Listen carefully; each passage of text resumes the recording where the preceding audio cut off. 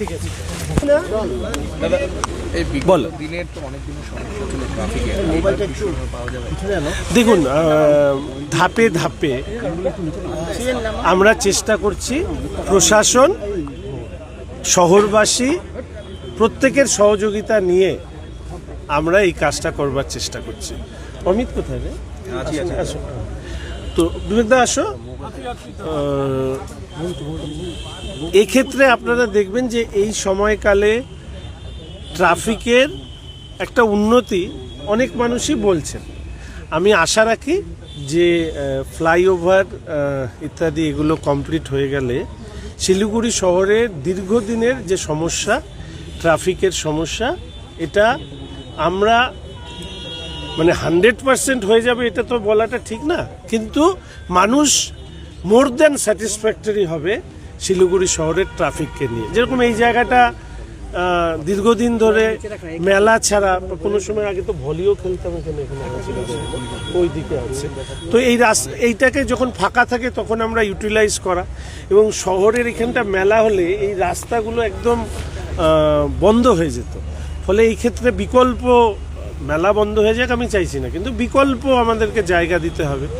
তো সেই কাজগুলো করা হচ্ছে, এবং আমি আশা রাখি যে দীর্ঘদিনের শিলিগুড়ির যে ট্রাফিক সমস্যা, সেটা সবার সহযোগিতা নিয়ে আমরা দ্রুত সমাধান করে ফেলব। এটা টেম্পোরারি বেসিসে, আমি যেটা বললাম প্রথমে, কারণ এটা করতে গেলে আমাদের বেশ কিছু কনস্ট্রাকশন কাজ করতে হবে, যদি পেভার ব্লক বসানো ইত্যাদি ইত্যাদি, পরিষ্কার পরিচ্ছন্ন, তার জন্য সরকারি প্রসিডিওরে কাজটা শুরু হতে কিছুটা তো সময় লাগবে একটা পদ্ধতি মেনে। কিন্তু আমরা তার আগেই আমরা এখানে এমন একটা ব্যবস্থা করব যে অন্তত টু হুইলার এবং মার্কেটের যে গাড়িগুলো আছে, পার্সোনাল যে ভেহিকেলগুলো আছে, সেগুলোকে এখানে নিয়ে আসব, এবং ধীরে ধীরে পুরো বিধান মার্কেটে কোনো ধরনের গাড়ি, বাইক, এই বিধান মার্কেটে যে যারা এখানটা ছড়িয়ে ছিটিয়ে দোকান যান, ক্রেতা হোক বিক্রেতা হোক, তাদের সবাইকে এখানে রাখার বন্দোবস্ত করা হবে, এবং এইগুলো হচ্ছে পার্কিং ফ্রি রোড হয়ে যাবে। মানে কোনো ধরনের পার্কিংই আর করা যাবে না।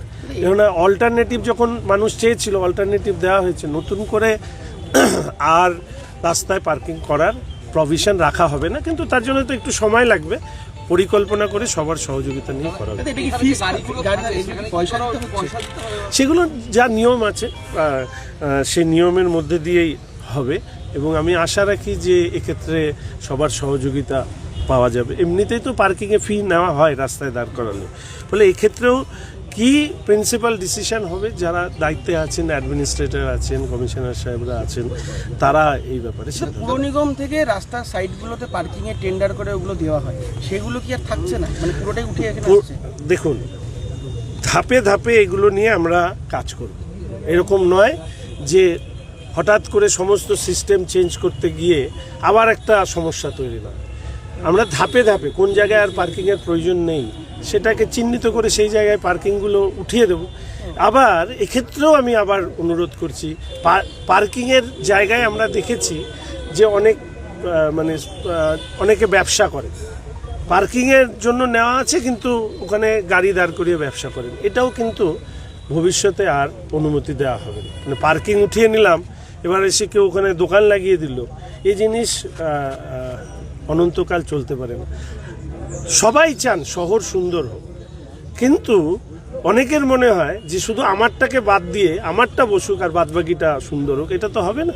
ফলে নিয়মের মধ্যে থেকে যেটা করে, ফ্লাইওভারটা কবে চালু হবে আশা করি, না হ্যাঁ, আরও মানে ওটা আরও আমি চেষ্টা করছি খুব দ্রুত, আশা করি তৃতীয় সপ্তাহে চালু করে দেওয়ার। অনেকদিন ধরেই চেষ্টা করছি, তাহলে আবার পরে তো আবার সবাই বলবে কি তারিখ নাকি, তো চেষ্টা করছি খুব দ্রুত এটা। এইগুলো বিষয়ে ট্রাফিক সিদ্ধান্ত নেবে, এবং সেই সময় নিশ্চয়ই যারা এই অঞ্চলের মানুষ, তাদের পরামর্শ নেওয়া হবে। যাই করা হবে আলোচনার ভিত্তিতে, সবার সহযোগিতা নিয়ে।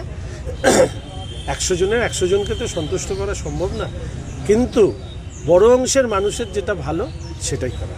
পুরসভা